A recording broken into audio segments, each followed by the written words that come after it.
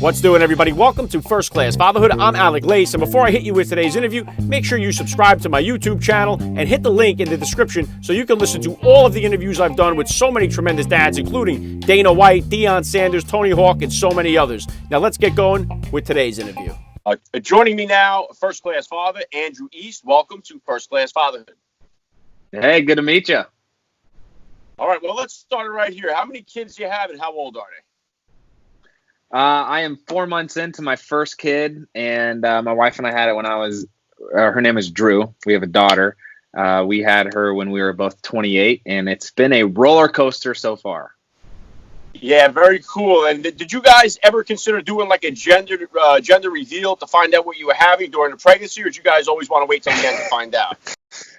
Yeah, that was one of the bigger arguments my wife and I had. She was dying to find out the gender before Drew was born, and I wanted to kind of just have it as a surprise. I was talking to a couple of my teammates when I was on the Redskins when we found out we were pregnant, and they were saying how special of a moment it was for them when they didn't find out the gender until the moment the child was born. Just to it's kind of your first involvement, I feel like, as a dad, where you can really dive in and be excited, just because obviously we're not the ones carrying the baby for 9 months. So I'm glad we did it like we did. Yeah, I've experienced it both ways. We've done it where we did sort of a gender reveal where we found out what we were having, and then we waited till the end with one of them. So I mean, I think no matter which way, it's a blessing no matter which way you look at it. But for sure. Are you guys working on number 2 yet, or not yet? You know what? My wife said just last night that she thinks she's ready to go for number 2. So we'll keep you updated. All right on with that. Well, that's the fun part. All right, Andrew, if you could, please just take a minute here to hit my listeners with a little bit about your background and what you do.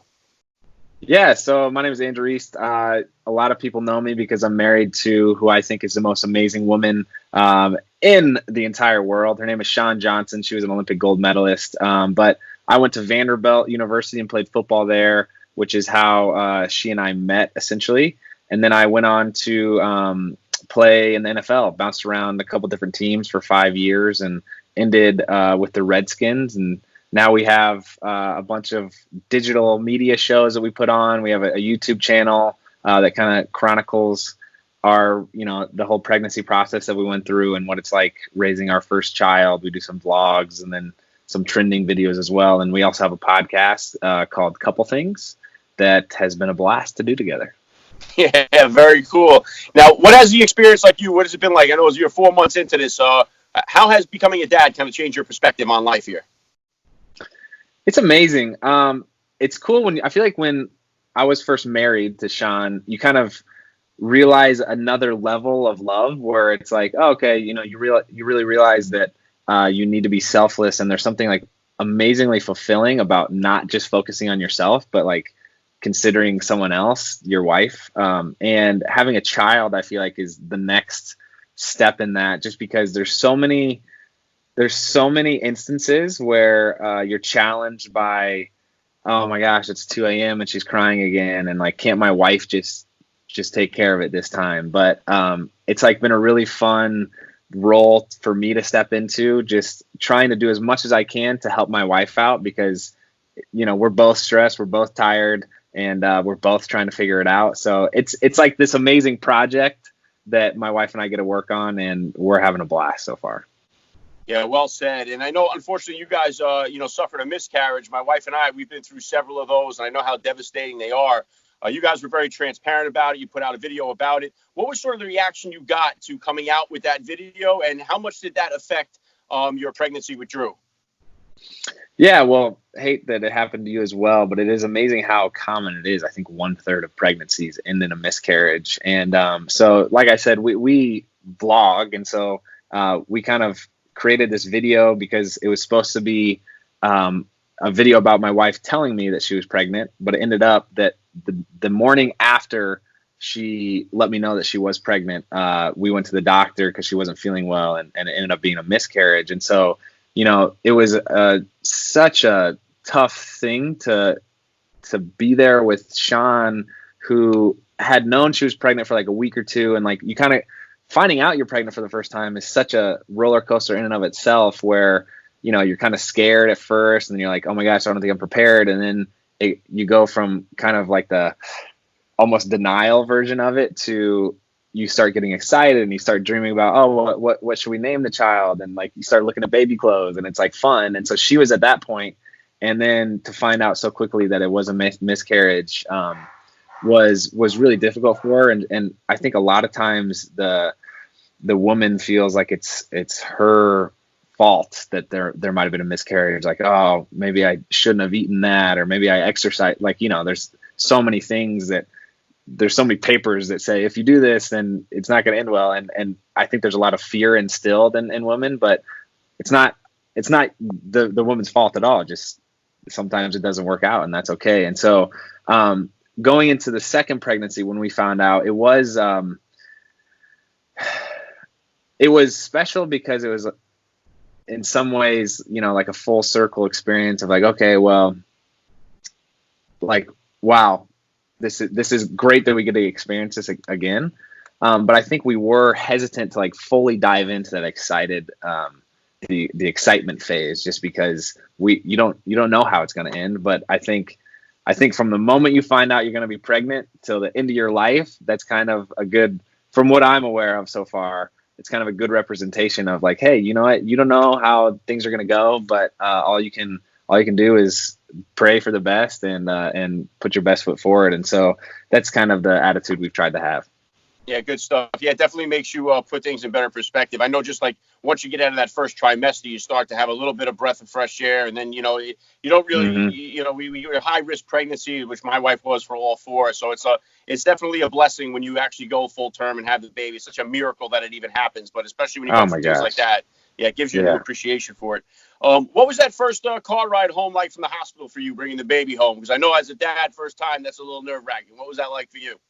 Oh my gosh, it was terrifying. I'd never noticed how many reckless drivers are out there on the road, but we had this realization that like, how much fun is this? That my wife and I were just so ecstatic that, hey, this is Drew's first car ride, and we were so excited about that. And then we realized like, how much fun is this going to be? That now everything we experience with her is going to be her first, and it's like you get to experience things in such a different and fun way, because now you have this little human who's never been through any of it. So you kind of get to help them navigate it and shape their perspective to some degree. And it was a blast. Well, right now, obviously, the whole country, the whole world here, we're dealing with this global pandemic, with this coronavirus. How have you guys been kind of handling it over there? What, are you hunkered down, or how are you guys treating it? Yeah, we've definitely adhered to the quarantine as much as we can. I feel like maybe our emotional journey with the whole thing mirrors what a lot of people went through, where it was like, oh, it's not a big deal, and then all of a sudden it's a big deal, and then you experience this fear, and the uncertainty is kind of overwhelming. But to a certain extent, just like finding out you're pregnant, it's like, hey, you know what?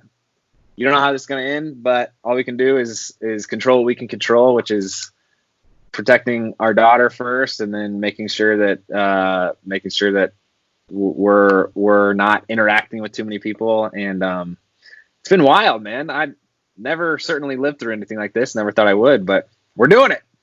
Yeah, none of us did. Yeah, I like many parents across the world here, I've added a homeschool teacher to my resume here, so I got all four of them home from school. Yeah. It's been quite an experience. And you know what? Obviously, the Olympics, they've been pushed back here now till 2021, which is just bizarre to even hear that. Obviously, your wife, crushed the Olympics in Beijing back in 2008. Were you watching that live when that all went down? You guys were together at that point, or not just yet? No, I missed her whole gymnastics career. It's I think a good thing and a bad thing. Maybe I don't know how it would have affected us if we were. She was 16 when she was in the Olympics, so we didn't meet until she was 22 maybe. But yeah, it's absolutely wild. I mean, we're supposed to be sitting here watching March Madness right now, and that obviously got canceled. So I'm interested to see how it pans out, but I think it's probably the right call given the circumstances. Yeah, now you guys, obviously, you're very popular on social media, Instagram. I mean, even your daughter's page, even your dog's page has 100,000 followers there on Instagram. So You got a really huge following on there. Now some people, especially celebrities, they don't like to even show their kids on social media. You guys went the extreme other way with that. What was the genesis of you guys deciding to start vlogging your experience and sharing your journey with the world? Yeah, gosh, it's been we've tried to do it thoughtfully and really discerningly. Not saying we've done it perfectly by any means, but we had a lot of conversations with, do we want people to see Drew's face? Do we want her to know who she, do we want the world to know, who she is and what she looks like?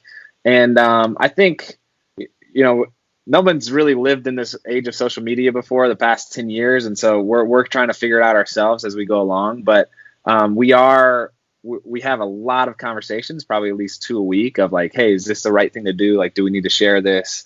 Is this too much? But I think to a certain extent, as soon as we put out that miscarriage video, we realized, gosh, there's this overwhelming response of like, thank you for sharing this. Like, this is something I've been through and I've never really like known how to cope with it. And so just seeing how you went through it was really helpful to me. And that was like tens of thousands of responses like that, which was amazing. And we realized that, my wife has had this loyal following as a professional gymnast since she started when she was 12 years old.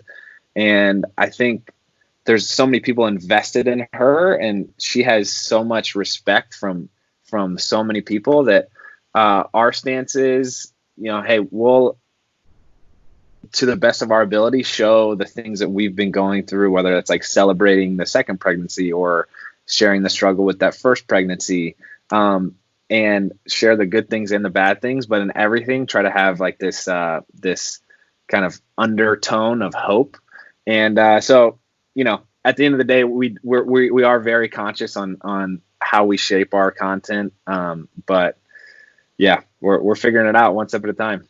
Yeah, and I absolutely love what you do. I think it's great to put the spotlight on fatherhood, on motherhood, on parenting and family, just because I think we need that so much right now in our country. I mean, we got a fatherless crisis going on in our country. Way too many kids are growing up without a dad in their home, in their life, and it's having devastating effects on our society. So I think anything that we could do here to kind of spotlight and show, hey, look, our society's kind of gone backwards in a way where it's like years ago people had bigger families and smaller places to live. And now today people have bigger places to live and smaller families. And I think somewhere along the line, we've got those priorities skewed. So I love the fact that it spotlights the family and celebrates it. So what does your bedtime routine look like now? Are you a lullaby guy here? Are you a storyteller or a book reader? How do you kind of handle bedtime? Dude, bedtime is the best. It's my favorite time of the day. We give Drew a little bath, and she loves bath time. And then my wife will usually feed Drew while I read a story. We just finished the Jesus Storybook Bible, and then we've been reading Dr. Seuss as well. I've been singing a lot more because Drew responds to it as a 4-month-old, and so I feel like I'm singing nonstop. But I'm starting to kind of learn the lyrics to the Disney songs, which I'm sure will stick around for the next 20 years or so until she's out of the house. But yeah, bedtime's the best, man. Yeah, definitely one of the things I miss as they get older. I definitely miss that, being able to tuck them in, sing them a song at night, and read them. It's a very, very awesome bonding moment. What are some of the top values that you're hoping to instill in your daughter? Gosh, I love that question. I feel like what my dad did for me was like he sacrificed everything he could to like allow me to believe that I could do anything. So like whatever the crazy thing was that I was into at the time, whether it was playing trumpet or cycling or football, he would drive me across the country if I wanted to go to an event. And looking back on it and knowing the work that he does, I have a hard time fathoming how much he sacrificed to just make that happen and to like allow me to follow my passions. So I definitely I'm excited to be a girl dad. I really wanted to have a girl. And I'm pumped. I just feel like it's such a awesome, unique time to be raising a woman. And I want her to like know that she's a boss and she can accomplish anything. And I want her to be respectful while she does it. And I want her to be extremely considerate while she does it. But I want her to know that she is wildly capable of achieving whatever she wants to.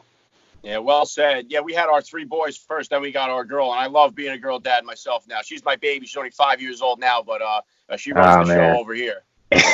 Yeah. What has the support system been from your family? On both sides, you guys have the support, because we know it takes a village to raise a child, and everybody has their own sort of philosophy on how things should be done. So, what type of response have you gotten from the families, and do you have the help that you need over there? Yeah, it's awesome. Shawn's parents actually moved down from Iowa now they're 15 minutes away, and her mom comes over every day to help watch Drew, and she loves that. Shawn loves that. It's been awesome, like really good for us. My parents live 4 hours away, and they've come down probably once a month. But gosh, I've been so humbled by the fact that my wife and I have quite literally all of the tools that we could ever ask for to successfully raise a child. And we have the time, the flexibility, we have the in-laws, the support system, and all these different things. And I look at and I think about these single moms or these single parents who are, working 3 jobs, and it blows my mind. So it's hard for us. It's still hard for us. And we have all of these different things. I have so much empathy, and my wife and I are brainstorming ways that we can help support those people that could really use it. Just whether it's just 1 hour of being away so that they can focus on if they want to read a book, or these parents that are so all in on just the tasks that need to be done as you raise a kid. So I'm super thankful for the support system that we have, and I feel like we're very blessed. Yeah, right on with that. Well, you guys have had, a lot of success here with all the online presence. What kind of, where do you see this thing going? What kind of goals or plans do you have here for yourselves for the future? Yeah. So part of the discussion that Shawn and I have had, and the reason we started our podcast actually, is because we don't want Drew to be we don't want our daughter to be the only, subject of our content. So we've created this couples podcast to kind of talk about Shawn and I's marriage. Everybody loves babies, and if we just made videos about Drew, I'm sure they would a lot of people would want to watch them, and it's tempting to kind of walk down that path. But again, we've tried to be thoughtful and hey, let's focus the content on how the parenting aspect of this has affected us, and not force her into our work essentially.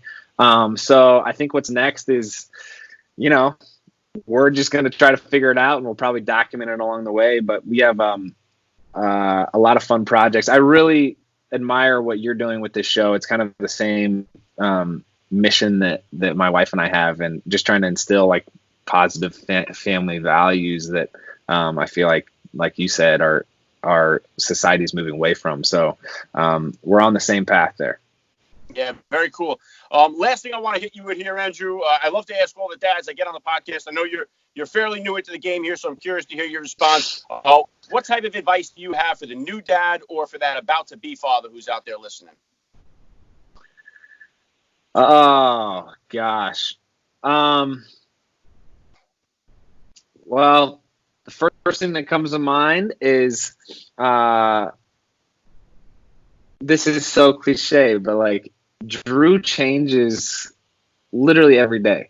The kids change so fast, especially, these first, I imagine it doesn't really change much, but I've really been challenged with the fact of, I want to still work really hard and, and grow my career, but never ever do that at the expense of spending time with your child. Because looking back on baby photos, my wife and I just were doing this last night. Our daughter's grown so much, and you'll never get that back. So just realize that that's the number one priority, and work to keep it that way. Yeah, very well said. I love the message. I love what you're doing. It's been an honor for me to have you on the podcast here. Andrew East, you're a first-class father all the way, and thank you so much for giving me a few minutes of your time on First Class Fatherhood. Hey, thanks for having me.